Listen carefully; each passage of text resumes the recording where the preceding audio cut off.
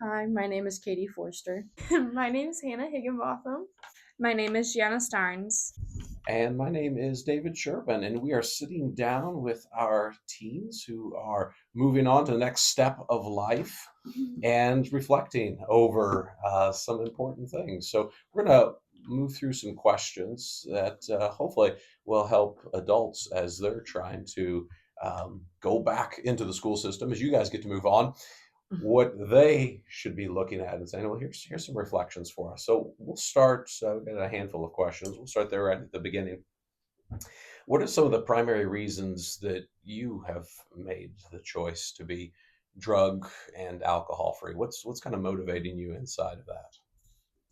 The effects I've seen it take on my family because my bio mom is a very hard user and she recently just got out of hospice because how bad she had an infection from it. And she's doing a lot better now, but it's been an ongoing battle my whole life with her. And like other types of addiction I've seen through people, and I'm like, no, I cannot do that to myself.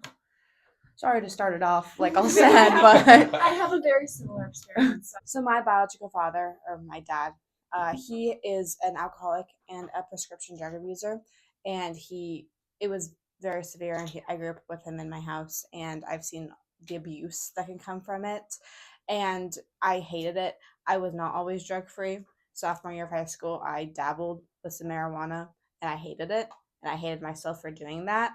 But now, looking off of that, I choose to be drug free because I don't want the effects that it has on the people around me.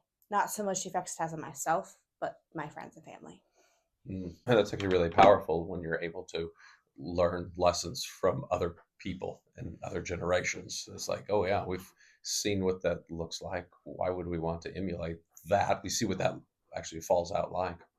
Mostly just seeing like what it does to people, like I don't have a whole lot of like family experience that has happened with, but I have like family friends and things like that, and I don't like what it does to people. I think it's kind of crazy how much it destroys a person's life and how much it can destroy like also their kids' lives too, because it definitely travels down like really bad. So just seeing what it does to other people, I just don't not interested in that.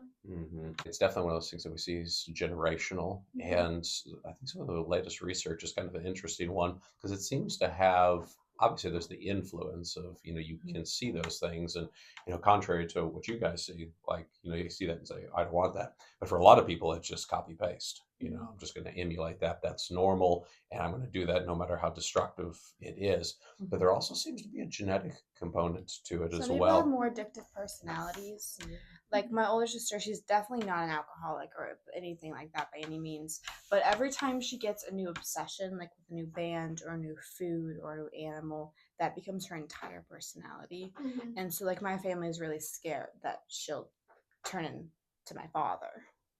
And so, there's definitely a genetic component to it because, like, just like mental illness, substance issues and the addiction can pass down. My parents are really, really good about having conversations with me about, they're very, very open about like everything. Have any questions? They're open about the mistakes that they've made and everything. So like any conversations that I've had with my dad about like certain topics like that, he just tells me that first of all, it's okay to make your own mistakes, but then also, it's also most of the things that happen are either a learned behavior or you're making the choice to do that.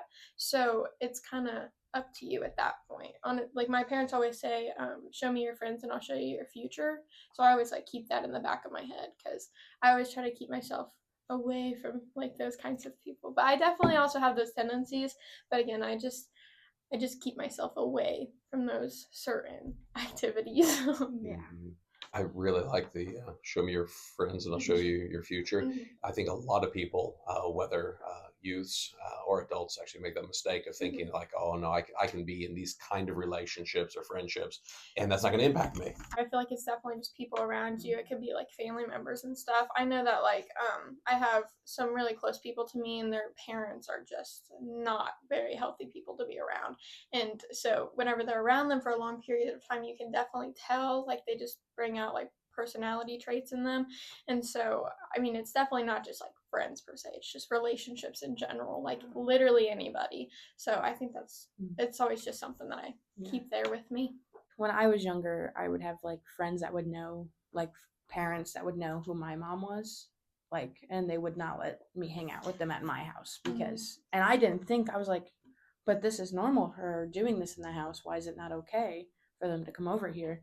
And then when I finally got out of that household, I realized, okay, actually, no one should be around this. Because I think the parents were realizing that if their kids are hanging around that kind of atmosphere, that kind of culture, is that's going to wash over.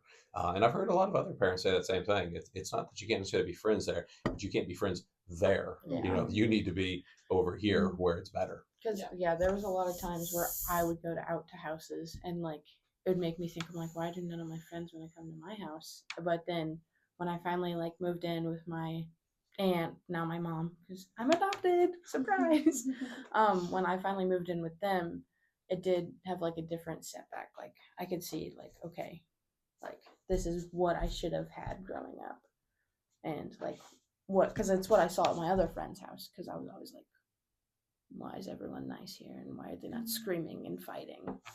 But it was very a different, when I started growing up with them, it was a very different change. And then I am grateful for the friends I do have now, like Hannah, because like me and Hannah probably got close, what, 8th grade year? Yeah, I think it was probably middle school, like 7th, 8th grade. Yeah, but Hannah definitely has helped me stay on a good path, because there is some people that have tried to take me down the nicotine or weed path, and I will admit I did think about it, but I was like, no, like, because I always had my mom in the back of my mind. I'm like, no, I can't do that because I saw what happened to her, and it's just like it's always been a no for me.